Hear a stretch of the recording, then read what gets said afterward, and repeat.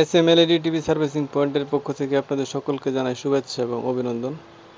আজকে আপনারা দেখতে পাচ্ছেন আমার কাছে একটি স্যামসাং 24 ইঞ্চি চাইনা টিভি আসছে, যেটার সমস্যা হচ্ছে ডিসপ্লেতে হালকা ইয়েলো কালার আবার সাদা কালারও আসে, যে আপনারা দেখতে পাচ্ছেন। এটি হচ্ছে এটার সমস্যা। এটা মূলত প্যানেল রিলেটেড প্রবলেম। চাইনা একটি টিভি। তো চলুন এই সমস্যাটি আজকে কিভাবে সমাধান করা যায় এই বিষয়টি নিয়ে আজকে আলোচনা করব এবং এর একটা সলিউশন আপনাদের সামনে উত্থাপন করার চেষ্টা করব। তো আমি প্রথমে ব্যাকপার্টটি খুলে নিয়েছি। আপনারা দেখতে পাচ্ছেন এটাতে ইনপুট 12 ভোল্ট 1366 রেজুলেশনের একটি প্যানেল ব্যবহার করা হয়েছে। এই যে টিকন বোর্ডটা। তো প্রথম অবস্থায় আমি এটার ভোল্টেজগুলো চেক দিয়ে দেখব যে আমাদের এই টিকন বোর্ডের ভোল্টেজগুলো জেনারেট হচ্ছে কিনা। আমার ইনপুট ভোল্টেজ 12 ভোল্ট ফিউজের এপার ওপার দুটোটাই কিন্তু ভোল্টেজ ঠিক আছে, 12 ভোল্ট প্রেজেন্ট আছে। আমরা যদি বিজিএইচ ভোল্টেজটা মাপ দিয়ে দেখার চেষ্টা করি, এ হচ্ছে আমাদের বিজিএইচ পয়েন্ট। মানে বিজিএইচ ভোল্টেজটা কিন্তু নাই। এটা হচ্ছে আমার এবিডিডি পয়েন্ট। এবিডিডি ভোল্টেজটা আমার প্রেজেন্ট নাই। এটা হচ্ছে আমার বিজিএল অর্থাৎ বি অফ, এখানে কোনো ভোল্টেজ নাই। কিন্তু হিসাবে ভোল্টেজটা থাকার কথা ছিল, কারণ ডিসপ্লেতে যেরকম ছবি দেখা গেছিল অর্থাৎ যেরকমটি কালার আসতেছিল সেই হিসাবে ভোল্টেজ প্রেজেন্ট থাকার কথা ছিল। কিন্তু এখন কিন্তু খোলার পরে ভোল্টেজ প্রেজেন্ট নাই, অর্থাৎ কালারটাও একদম কালো হয়ে আছে, আগের মতো কালারও নেই। যাই হোক, আমার সামনের যে পার্টটা আছে এই পার্টটা আগে খুলে নিতে হবে, অর্থাৎ প্যানেলটা সম্পূর্ণরূপে খুলে নিতে হবে। তাহলে সেক্ষেত্রে আমরা এই সমস্যাটি আইডেন্টিফাই করতে পারবো, আর নয়তো আইডেন্টিফাই করা সম্ভব না। আপনারা দেখতে পাচ্ছেন আমি প্যানেলের যে ফ্রন্ট পার্টটা আছে অর্থাৎ বর্ডার পার্টটা, এটা আমি খুলে নিয়েছি। এই হচ্ছে আমার প্যানেল। এটা হচ্ছে এই যে এখানে যে সমস্যাটি দেখতে পাচ্ছি, আমার ডান পাশের যে সোর্স কপটা, এই সোর্স কপটা কিন্তু হালকা একটু উঠানো আছে, অর্থাৎ এই যে দেখতে পাচ্ছেন হালকা একটু উঠানো আছে। এটা হয়তো বা পূর্বে আবার দেখানো হয়েছিল কাউকে। এখানে একটু কাজও করা হয়েছে টিকন বোর্ডে।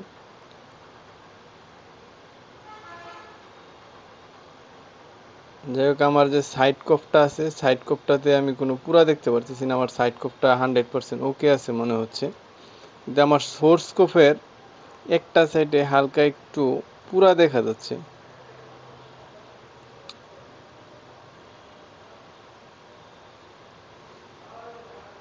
আমি যদি আপনাদেরকে এটা একটু দেখানোর চেষ্টা করি তাহলে আপনারা দেখবেন। এই যে সাইডটা, এই সাইডে হালকা একটু পুরা আছে। তা আমি প্রথমে এটা রেবন দিয়ে আটকে রাখলাম যাতে কোনো শর্ট না হয়। আমি আবার ভোল্টেজগুলো মাপ দিয়ে দেখব যে আমার ভিজিএইচ এবং এবিডিডি এই ভোল্টেজগুলো কি জেনারেট হয় কি না।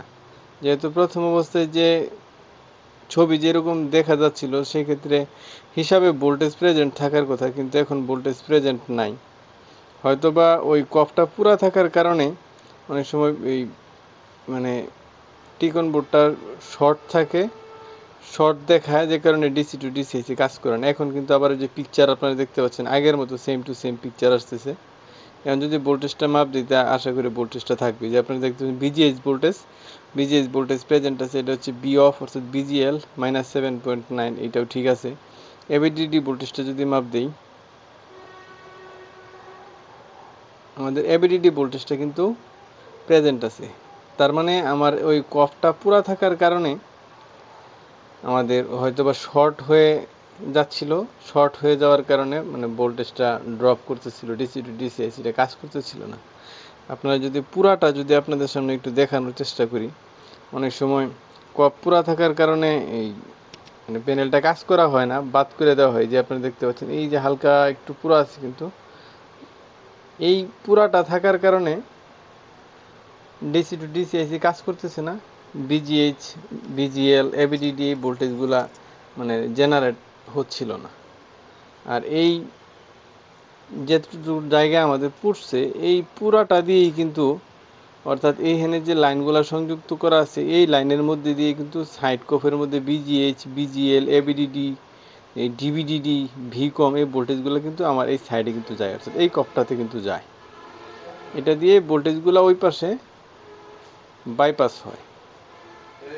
হ্যাঁ, এখন আমরা যদি এই প্যানেলটা সার্ভিসিং করতে যাই তাহলে সেই ক্ষেত্রে আমাদেরকে যেটা করতে হবে, আমাদের এই যে সাইড কফে, আমি যদি আপনাদেরকে দেখানোর চেষ্টা করি সাইড কফটা, এইটা হচ্ছে আমাদের সাইড কফ। এইটা, হ্যাঁ, এইটা হচ্ছে আমাদের সাইড কফ। এটাতে যে মানে কফের একটা নাম্বার আছে, এটা 8697A CY79, এইটা হচ্ছে আমার কফ নাম্বার। এই কফ নাম্বারটা দিয়ে যদি গুগলে সার্চ দেওয়া হয় তাহলে সেক্ষেত্রে এটার যে কফ ডাটা, অর্থাৎ আপনি যে ছোটো ছোটো ছোটো ছোটো পিনগুলো দেখতে পারতেছেন, এইখানে কিন্তু আমার বিজিএইচ, বিজিএল, এবিডিডি, ডিবিডি এবং ভিকম ভোল্টেজ, এই ভোল্টেজটা কিন্তু আমার এই পাশে সাপ্লাই হবে।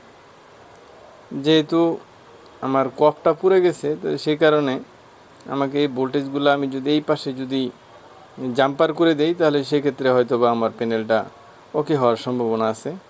তো আমাদেরকে প্রথমে যেটা করতে হবে, এইটার যে ইনসুলেশন যে পেপারটা আছে, এই ইনসুলেশন পেপারটা আমাকে খুব সাবধানের সাথে এই পেপারটা উঠাইতে হবে, যাতে আমি এখানে পরবর্তীতে আমার যে কানেকশনগুলো দিব ওই কানেকশনগুলো যেন আমি এখানে দিতে পারি। এটা যদি মাইক্রোস্কোপ ব্যবহার করার মাধ্যমে করা যায় তাহলে সেক্ষেত্রে এই পেপারটা উঠাইতে সহজ হয় এবং মানে ক্ষতির সম্ভাবনা থাকে না। মাইক্রোস্কোপ ব্যবহার করা উত্তম। আমার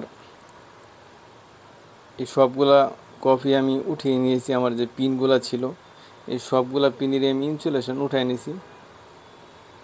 এটার যে কফ ডাটাটা, এই কফ ডাটাটা আপনারা গুগলে সার্চ দিলে পেয়ে যাবেন। অর্থাৎ যে প্যানেলের এই সমস্যা হোক তাহলে সেক্ষেত্রে আপনারা কফ ডাটাটা ডাউনলোড করে নিতে পারেন। এই হচ্ছে আমার পিন, আপনারা দেখতে পাচ্ছেন। এখানে আমার ভোল্টেজগুলা,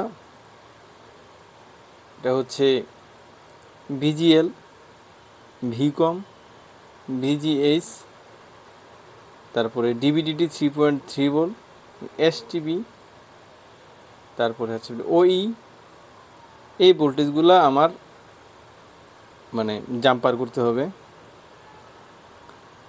তো আপনারা দেখতে পাচ্ছেন আমি আমার যে ভিকম আর এইটা হচ্ছে আমার ভিজিএইচ। আমি সবগুলা জয়েন দেখাচ্ছি না, কারণ হচ্ছে এই সবগুলা দেখাইতে গেলে মানে অনেকটা সময় লেগে যাবে, তারপরেও ভিডিওটা মোটামুটি অনেকটাই লম্বা হয়ে যাচ্ছে। তো অনেক সময় দেখা যায় যে কফ পুড়ে গেলে কিন্তু অনেকেই মানে এই এলইডি টিভিটা সম্পূর্ণরূপে এই প্যানেলটা বাদ করে দেওয়া হয়। আমার এই ভিডিওটা আমি এইটাই দেখানোর চেষ্টা করতেছি যে কফ যদি কোনো সময় পুড়ে যায় তাহলে সেই ক্ষেত্রে কিন্তু মানে কফ নতুন মানে না লাগায়ও কিন্তু, অর্থাৎ মানে কফ বন্ডিং মেশিনের সাহায্য ছাড়াও কিন্তু এই প্যানেলটা ওকে করা সম্ভব। এটাই আপনাদেরকে আর কি মানে জানানোর চেষ্টা করতেছি। তা আমার এই চ্যানেলে প্যানেল রিলেটেড ভিডিওগুলো আমি সবচেয়ে বেশি দেওয়ার চেষ্টা করতেছি, কারণ হলো অন্য অন্য যে সমস্যাগুলো এগুলো সবগুলাই মোটামুটি রিপেয়ার করা যায় এবং এটা মানে সহজসাধ্য। এই কারণে প্যানেল রিলেটেড যে প্রবলেমগুলো এইগুলাই আমি মানে সমাধান দেওয়ার ক্ষেত্রে আর কি বেশি জোর দিচ্ছি। তো আমি যে পিনগুলো টেনেছিলাম, এই যে এটা হচ্ছে আমার বিজিএস পিন, অর্থাৎ এই যে বিজিএস পিন আউট করা আছে। তো আমি একটা একটা লাইন ওই পাশ থেকে, অর্থাৎ আমার সোর্স সাইড কফ থেকে যে পিনগুলা আমি মানে যে জাম্পারগুলো আমি দিয়েছি এটার একটা একটা করে আমি লাইনগুলো কানেকশন করে দেবো। এটা হচ্ছে আমার বি অফ অর্থাৎ বিজিএল পয়েন্ট।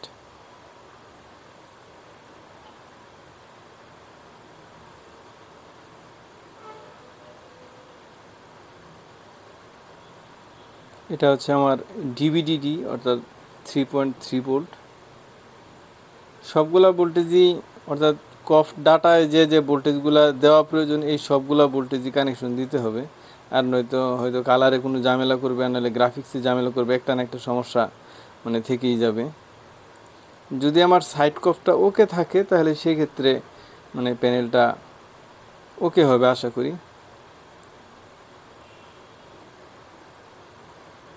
এটা হচ্ছে XON পয়েন্ট।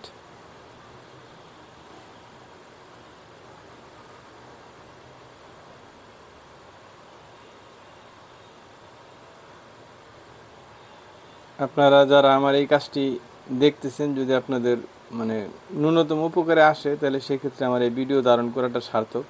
আসলে এইগুলা ভিডিও ধারণ করতে গেলে যতটা কাজ করতে সময় লাগে তার চাইতে বেশি সময় লাগে ভিডিও ধারণ করে, এবং এটা আসলে খুবই কষ্টদায়ক। তো যদি উপকার হয় কারো, তাহলে সেক্ষেত্রে ভিডিও ধারণ করা সার্থক। আর এলইডি টিভির প্যানেলের কাজ যদি আপনারা মানে আমি যতটুকু জানা আছে ততটুকুই তো আমি আপনাদের সামনে উত্থাপন করার চেষ্টা করতেছি। যদি প্রয়োজন মনে করেন তাহলে সেক্ষেত্রে আমার চ্যানেলটা সাবস্ক্রাইব করে রাখতে পারেন। তো আমার এখানে হচ্ছে সিপিবি পয়েন্ট এবং ওই পয়েন্ট, OE1, এটা হচ্ছে আমার OE1। আমার সবগুলা লাইনই টানা কমপ্লিট, আর কোনোটাই বাকি নাই।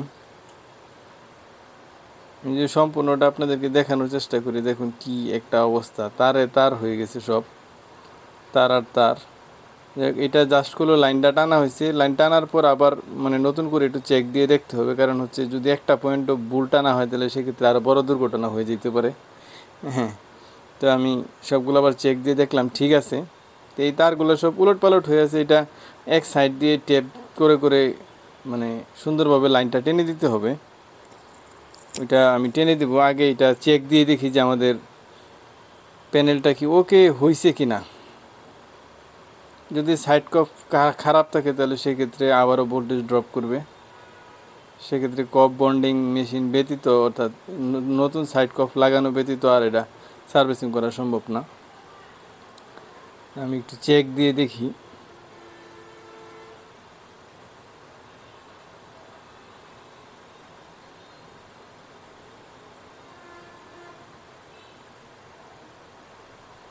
একটু সাবধানে কাজটা করতে হবে, কারণ হচ্ছে অনেকগুলা তার টানা হয়েছে, যে কারণে মানে লাইনগুলা এখনও ছড়ায় ছিটায় আছে। আমি এলবিডিএস কেবলটা কানেকশন দিয়ে দিছি। আর এইখানে আমার যে এই সাইডটা যেটুকু আমার পুরা ছিল, এটা একটু ব্লক করে দিতে হবে।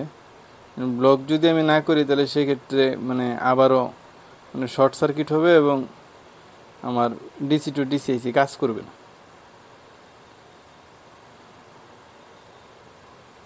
পাওয়ার দিয়ে দিছি, লাল ইন্ডিকেটরটা জ্বলতেছে। যদি পাওয়ারটা অন করি, আমি পাওয়ারটা অন করে দিয়েছি। কপাল ভালো থাকলে হয়ে যেতে পারে। আমার কিন্তু লেখা চলে আসছে, কয়েকটা দাগ দেখা যাচ্ছে কালো, 4টা দাগ আছে, 5টা দাগ আছে, কিন্তু নো সিগন্যাল কেবলটা 100% ক্লিয়ার আছে। অর্থাৎ যতটুকু পুড়ে গেছে, এই পুরা যাওয়ার কারণে যতটুকু মানে কফটা ওঠানো হয়েছে, এই কারণেই মূলত এই মানে দাগগুলো আসছে। তো এইটাতে নতুন করে কফ লাগানো সম্ভব না, কারণ হলো আমার যে মানে গ্লাস সাইডটা, এই গ্লাস সাইডের এখানেও কিন্তু মানে পুড়ে গেছে, যে কারণে নতুন করে কফ লাগালে ওইটা হবে না। যাই হোক, আমি দাগ আসলেও কিছু করার নাই, এইটুকু রিপেয়ার করা সম্ভব না। ফিটিং দিয়ে দিছি, তারগুলো সুন্দর করে গুছায় নিয়ে আসছি। এই অবস্থায় মোটামুটি যত দূর চালানো যায়, তবে কতটুকু মানে ওকে হয়েছে সেটা মূল প্রতিপাদ্য বিষয় না। আমার এই ভিডিওর মূল প্রতিপাদ্য বিষয়টা এটাই যে কফ পুড়ে গেলেও কিন্তু ওইটা কিন্তু রিপেয়ার করা যায়। অর্থাৎ ওইটা একেবারে মানে বাতিল ঘোষণা করে দেওয়া না, যতটুকুই চালানো যায় মোটামুটি মানে চালানো যাইতে পারে। সেই ক্ষেত্রে কফ পুড়ে যাওয়া মানেই যে প্যানেল ড্যামেজ হয়ে যাওয়া এরকম না। অনেক সময় এই কফের যে পুরাটা আছে এটা কিন্তু চোখে পড়ে না, খুব ম্যাগনিফাইং গ্লাস দিয়ে খুব সুন্দরভাবে দেখে অনেক সময় দেখা যায় যে ডিসি টু ডিসি কাজ করতেছে না, কোনো ভোল্টেজে কোনো প্রেজেন্ট নাই। সেই ক্ষেত্রে কিন্তু আমরা কিন্তু মনে করি যে হয়তো বা ডিসি টু ডিসি খারাপ হয়ে গেছে বা সিকিবি শর্ট হয়ে গেছে। আসলে ব্যাপারটা কিন্তু তা না। এই কারণে যে কোনো জায়গায় সমস্যা থাকতে পারে, কফ পুড়ে যেতে পারে, ডিসি টু ডিসিআইসি খারাপ থাকতে পারে, সিকেবি শর্ট থাকতে পারে, সাইড কফ শর্ট থাকতে পারে, বিভিন্ন ধরনের সমস্যা হয়। তা আমরা যেন আসলে ব্যাপারটা নিয়ে একটু মানে সঠিক এবং সুন্দরভাবে চিন্তা করি, তাহলে সেক্ষেত্রে মানে সমস্যার সমাধানটা করা সম্ভব। যতটুকুই কাস্টমারের সেবা দেওয়া যায় ততটুকুই যেন আমরা চেষ্টা করি। তো আমার টিভিটা ফিটিং দিয়ে দিয়েছি, আপনারা দেখতে পাচ্ছেন। তো গ্রাফিক্সটা কিন্তু আমার 100% ক্লিয়ার আসছে। দাগ থাকুক তাতে কোনো অসুবিধা নাই, কিন্তু গ্রাফিক্সটা খুব সুন্দর একটা গ্রাফিক আসছে। ক্যামেরায় কতটুকু আসতেছে মানে তেমন ক্যামেরাতে কতটুকু আসতেছে বুঝতেছি না, কিন্তু গ্রাফিক্সটা আসলে সত্যিকার অর্থে খুব সুন্দর আসছে। তো আমার এই কাজটা কমপ্লিট। তো পরবর্তীতে অন্য আরেকটি সমস্যার সমাধান নিয়ে আপনাদের সামনে